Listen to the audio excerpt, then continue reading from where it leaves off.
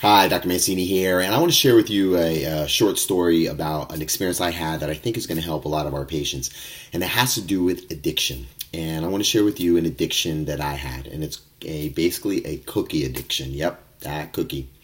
And I experienced it specifically when I was driving my children back to drop them off, and when I dropped them off, I look down at the console and I see a cookie, and immediately I was going to go grab it, and it was like a reflex. And I immediately stopped, and I thought, you know what? I just ate. There's no purpose or reason why I should be eating that cookie. Why am I craving it? And I said, I'm not going to eat the cookie. And I said it. And I said it for about 5-10 minutes driving. And what was interesting is I said it, there was actually a subvocal voice. It was like a voice below my voice saying, you're going to eat it. Like I felt it. I felt like I was like fooling myself. I was saying I was going to eat it, but there was another voice below it saying, you're going to eat it. You're going to eat it. It's going to be eaten.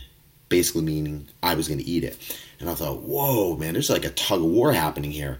So what I did is I got just really quiet, and I just dropped into the feeling of not eating the cookie, and I just waited.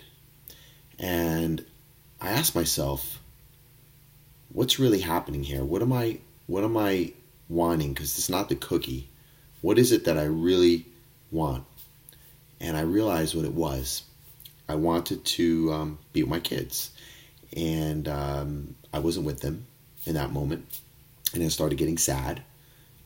And when I realized that the cookie was just a way to give me some sense of short-term comfort. Literally, I mean, I knew it at intellectual level, but it was somatic. And I thought, you know what? I'm going to feel it. I'm not going to eat the cookie. Instead, I'm going to open it up, and I'm going to allow that emotion to come up. And let me tell you something. It came up. I mean, I felt grief, sadness. I felt loneliness. I felt all these things, and I stayed with the feeling, and I did, and I continued to stay with the feeling. You know what happened? I started to tear up. I started to tear up, and it started coming up, and it came up like a volcano. And I stayed with the feeling. I let go of the story about my kids, about being lonely, about all the stuff that my head's telling me. And I stayed in my body, and I stayed with the feeling. And as the emotion continued to clear, I started to get really a sense of relief. I mean, literally, I started feeling so free. I felt just opened up. I felt clear. I don't know what the word is, but it felt so amazing. And the key thing is I stayed with that feeling. And when you stay with the sensation, the raw sensation, and don't attach a story, it will rise, it will peak, and it'll clear. Now, it's not easy, but it's worth it, because when it happens and it clears, you feel amazing. So I encourage you, anything that you're feeling addicted to, or you don't feel like you have control over, sit quietly, don't go for it, and notice what happens. Notice what emotion comes up. Whatever it is, sit with it. If it's anxiety, if it's frustration, if it's anger, if it's worry, if it's agitation, if it's boredom. Boredom's a big one. Sitting and nothing's happening, that's another state. It's really a low-grade angst. It's like you got to do something. And if you sit there long enough, you'll notice that boredom turns into a little bit of a heightened anxiety. Sit with it.